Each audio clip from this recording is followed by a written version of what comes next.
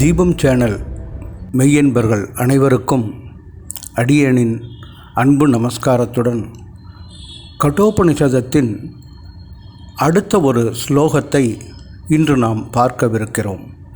இதுவரை நாம் கட்டோபனிஷதத்தின் சில முக்கியமான ஸ்லோகங்களின் விளக்கங்களை பார்த்து வந்தோம்.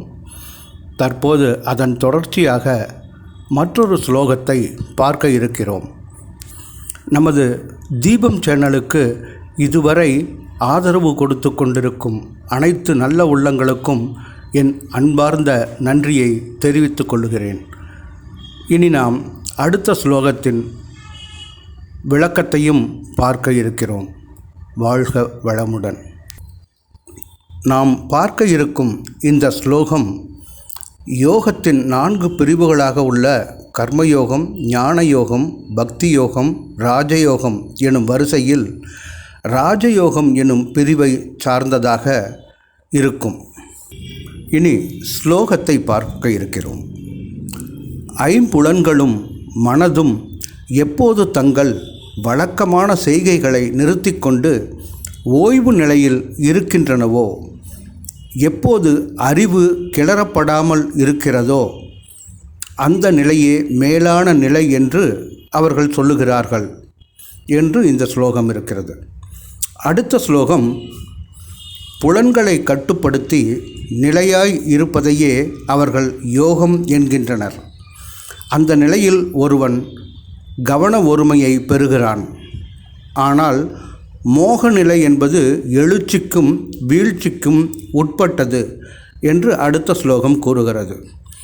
இதில் முதல் ஸ்லோகமான ஐம்புலன்களும் மனதும் எப்போது தங்கள் வழக்கமான செய்கைகளை நிறுத்தி கொண்டு ஓய்வு நிலையில் இருக்கின்றனவோ, எப்போது அறிவு கிளறப்படாமல் இருக்கிறதோ அந்த நிலையே மேலான நிலை என்று கூறப்பட்டுள்ளது.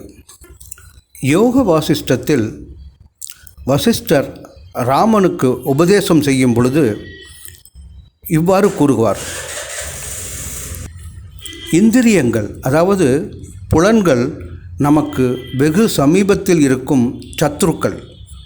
எனவே மற்ற பிற சத்துருக்களை காட்டிலும், பகைவர்களை காட்டிலும் மனதில் உள்ள இந்திரியங்கள் என்ற பகைவர்களையே, சத்துருக்களையே நாம் முதலில் வென்று கடக்க வேண்டும் என்று வசிஷ்டர் ராமருக்கு உபதேசிக்கிறார்.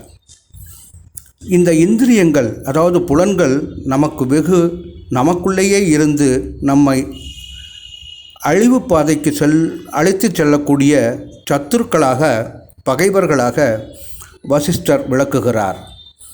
இப்படிப்பட்ட இந்த புலன்களின் வழியாக செல்லக்கூடிய மனதை உள்முகமாக திருப்புவதே யோகத்தின் படி. எதுவரை நம்முடைய மனமானது புலன்களின் வழியாக செல்கிறதோ அதுவரை அது ஆன்மாவுக்கு வெகு தொலைவில் சென்றுவிடும். ஆத்மாவை உணராதவரை, ஆத்மா அனுபவம் ஏற்படாதவரை மனப்போராட்டம் தவிர்க்க முடியாததாக ஆகிவிடுகிறது. எனவே மனம் புலன்களின் வழியாக செல்வதை தடுத்து நிறுத்துவதே யோகத்தின் நிலையாகும். நான் பந்தப்பட்டுள்ளேன், அதாவது கட்டுகளாக என்னை நானே கட்டிக்கொண்டு பலவிதமான சூழ்நிலைகளில் அகப்பட்டு கொண்டு இருக்கிறேன். ஆனால் விடுதலையே என்னுடைய சொரூபமாகும். என்னுடைய உண்மையான இயல்பு என்பது விடுதலையே. அதனை இப்போது நான் இழந்து நிற்கிறேன். இதற்கு காரணம் புலன் வழிப்பட்ட என்னுடைய மனமே ஆகும். இப்படிப்பட்ட இந்த மனம் புலன் வழி செல்லாமல் தடுக்கப்பட்டு தன்னுள் இருக்கக்கூடிய ஆத்மாவை நோக்கி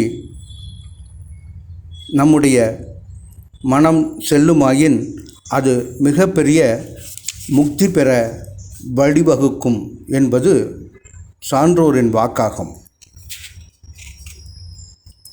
எனவேதான் இந்த மனமானது மற்றும் புலன் தொடர்பான புலன் உணர்ச்சிகளிலிருந்து மனிதன் முயன்று நல்லது கெட்டதை தீர விசாரித்து வைராகியத்தோடு விடுபடுவானானால் அவனே ஜீவன் முக்தன் எனப்படுவான். அதுவே முக்திக்கு வழியாக கூறப்படுகிறது. மனம் புலன்களின் வழியாக செல்லாமல் தடுப்பதே இதன் நோக்கமாகும். இவ்வாறு மனது புலன்களின் வழி செல்லாமல் தடுப்பதற்கான உபாயத்தை பகவத்கீதையில் தியான யோகம் பகுதியில் பகவான் ஸ்ரீகிருஷ்ணர் அர்ஜுனனுக்கு இவ்வாறு உபதேசிப்பார்.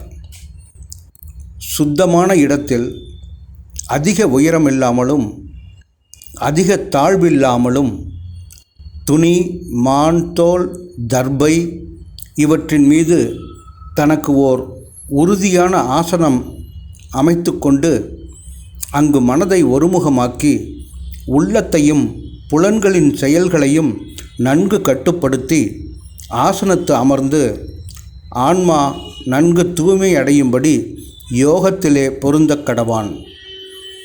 உடம்பையும் தலையையும் கழுத்தையும் சமமாக அசைவின்றி வைத்துக்கொண்டு உறுதி சான்றவனாக மூக்கு நுனியை பார்த்து கொண்டு திசைகளை நோக்காமல் நன்கு சாந்தம் எய்தியவனாக அச்சத்தை போக்கி பிரம்மச்சரிய விரதத்தில் நிலை கொண்டு மனதை வசப்படுத்தி என்னிடத்தே சித்தத்தை இசைத்து எனக்கு ஈடுபட்டு யோகத்தில் இருக்க கடவான் என்று பகவான் அர்ஜுனனுக்கு உபதேசிக்கிறார். இவ்வாறு நம்முடைய மனதை சிறிது சிறிதாக கட்டுப்படுத்த கற்றுக்கொண்டு மனதை ஒருமுகமாக்கி உள்ளத்தையும் புலன்களின் செயல்களையும் நன்கு கட்டுப்படுத்த வேண்டும். பதஞ்சலி முனிவர் தன்னுடைய ராஜயோகம் என்கிற பகுதியில் ராஜயோகத்தை பற்றி விளக்கும் பொழுது முதல் பாதமான சமாதி பாதத்தில் முதல் ஸ்லோகமாக அத யோக அனுசாசனம், இனி யோகம் விளக்கப்படும் என்று கூறியவர் அடுத்த ஸ்லோகத்தில் யோக சித்த விருத்தி நிரோதக என்று கூறுகிறார். அதாவது சித்தம் பல்வேறு உருவங்களை எடுக்காமல் பல்வேறு விருத்திகளாக மாறாமல் தடுப்பதே யோகம் என்று கூறுகிறார். நம்முடைய சித்தம் பல்வேறு உருவங்களை விருத்திகளாக மாறக்கூடியதாக இருக்கிறது. அவ்வாறு சித்தம் பல்வேறு விருத்திகளாக மாறாமல் தடுப்பதுதான் யோகம் என்று பதஞ்சலி முனிவர் கூறுகிறார். சித்தம் தன்னுடைய இயல்பான நிலையாகிய தூய நிலைக்கு திரும்பிச் செல்லவே எப்போதும் முயல்கிறது. ஆனால் புலன்கள் அதை புறத்தே இழுக்கின்றன.